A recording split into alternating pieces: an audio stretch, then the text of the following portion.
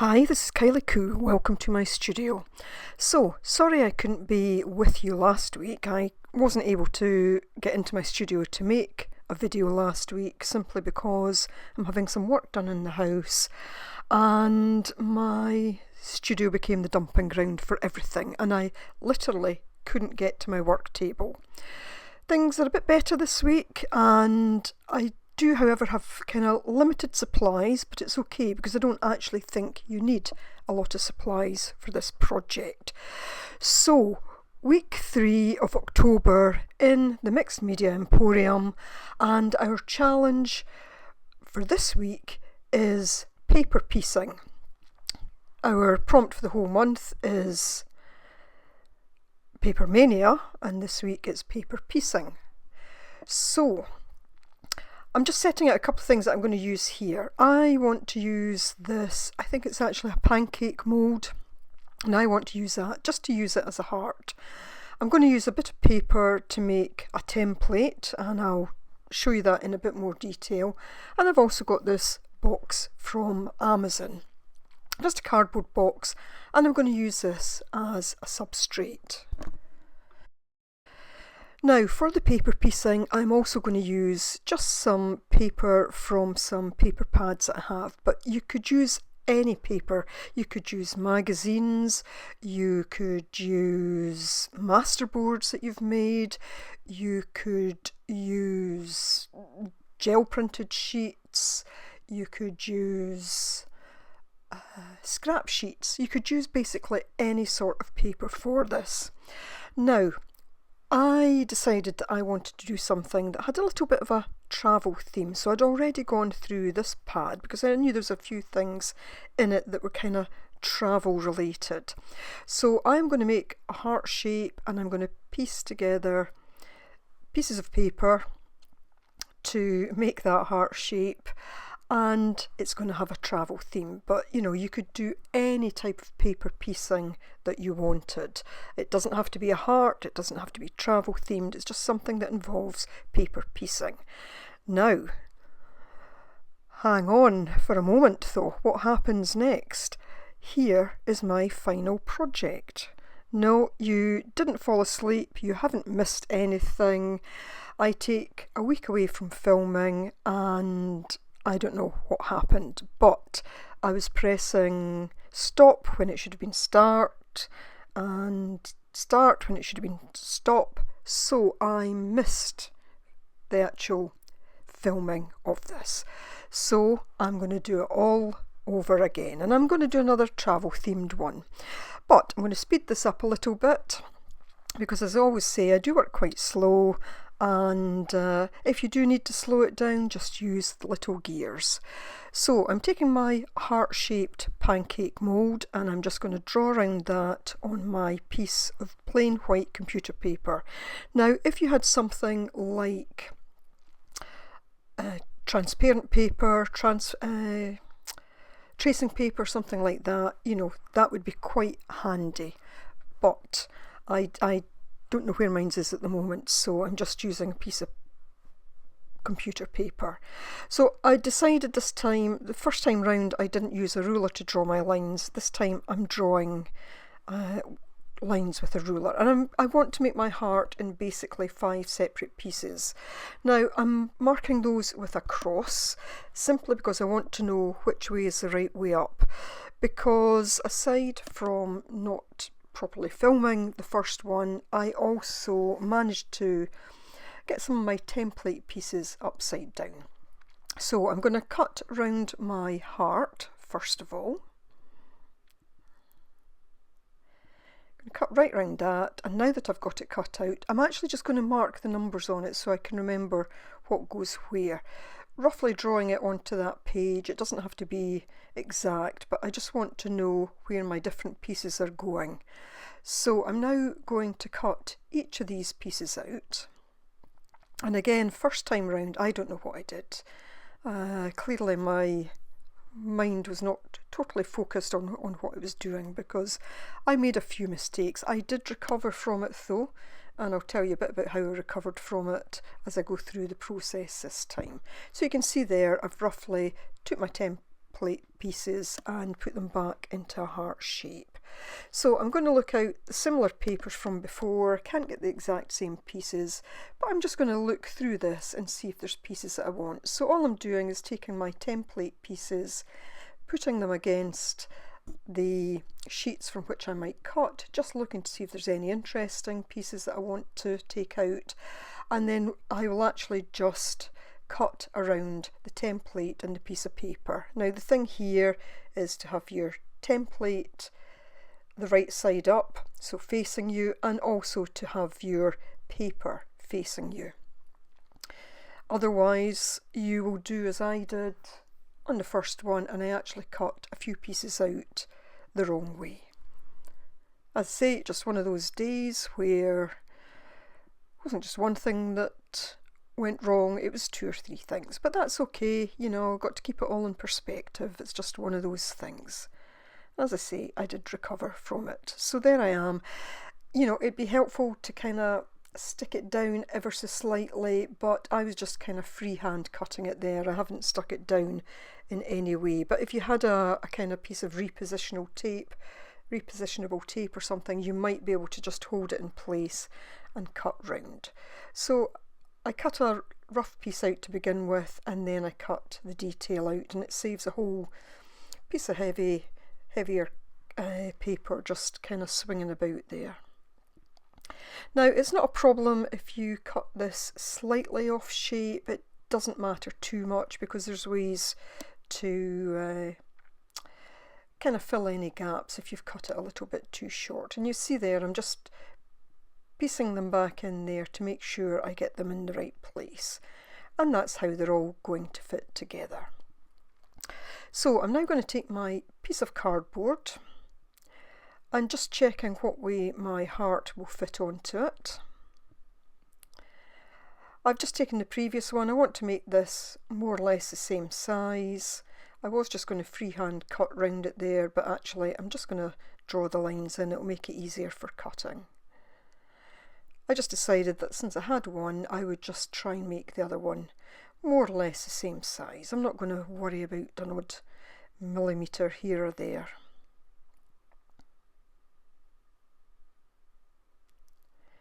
And I'm now just going to cut my piece of cardboard out. But I wanted enough cardboard because I also want to make another heart shape, and what I'll do then is to place the pieces on top of the heart shape.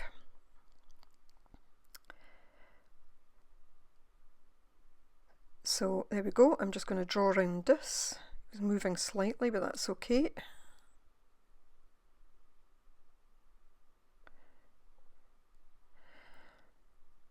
Just had to complete the tail on it there, and now what I'm going to do is to cut round this. And you know, this is one of these projects too that if you have a lot of scraps, this would be an ideal project to use scraps on. Okay, so just going to cut the rest of that, and there we have it. I'm going to take my backing piece and I'm just going to round the corners just to make it a little bit neater.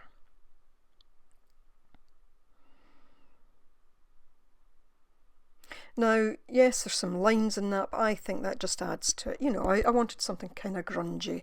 So I'm just taking my ink pad, which is in sepia, and just going over that piece of cardboard. I don't want it a solid colour. I want this to look vintage and grungy. So I'm now going to ink around each individual piece. I didn't do this first time round, but I'm doing it this way because I'm going to finish it off just slightly different with this one than I did with the first. So I'm going to go around all those individual pieces, and I will add some more ink to it later. So if you're not in the Mixed Media Emporium but you would like to join us there, then I will put a link in the description box below. Let me just say, as I've said previous occasions, there are some very basic questions that you need to answer. If you don't answer them, unfortunately you will automatically be rejected, so please be aware that those questions need to be answered. So there you go, I've pieced them just roughly all together there to make sure I've got them in the right place, and I'm just going to use some glue stick to put these down. Now, I would suggest that what you need is a glue that you can at least move about for a little while, because sometimes, you know, once you put another piece on, you'll see there is a slight gap, and it is just a case of kind of shifting them into place to get them in the best possible location. So the glue stick allowed me to do that. It gave me a little bit of time to just kind of move them about. So just gluing them from top to bottom, and I had my little other template there just so that I could look and check that I was putting them in the right place. It's funny, although only 5 pieces of paper, that first time round I just don't know what I did. So you can see, oh, just taking the glue off my hands there, I'm just going to push those just a little bit.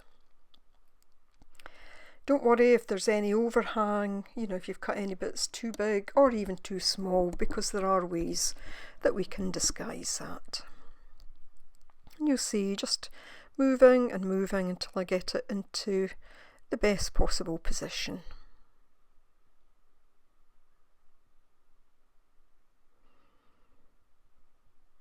Okay, and I'm going to leave it at that. Or at least I thought it was. Just taking off a couple of edges. You know, sometimes when you're cutting cardboard it's hard to get a neat edge, so just trimming off a couple of bits, but I don't mind a slight overhang. And just looking at how that will fit on there. Now what I did with the first one was I actually put washi tape over the various pieces where they join to each other. I don't want to do that this time. All I'm going to do this time is darken in between. I'd already obviously inked them, but I'm going to make it a little bit darker. Perhaps what I should have done, you know, always learning, if I had darkened a piece of cardboard first with ink, then I wouldn't have needed to try to go in between, but you know, you live and learn. So just bringing a little bit of the ink onto the actual page itself, onto the pieces of paper itself, because I do want them to be aged just a little bit more, and going round the whole thing with my ink pad just to darken the edge. So I'm now going to glue this in place, but I'm going to use some double-sided tape first of all. So just 3 pieces of the tape. Doesn't need to cover the whole thing, because the other thing I'm going to do is to use a glue stick. Now you could use a wet glue for this, that wouldn't be a problem. As I say, today for me was just about using the things that I had easy access to.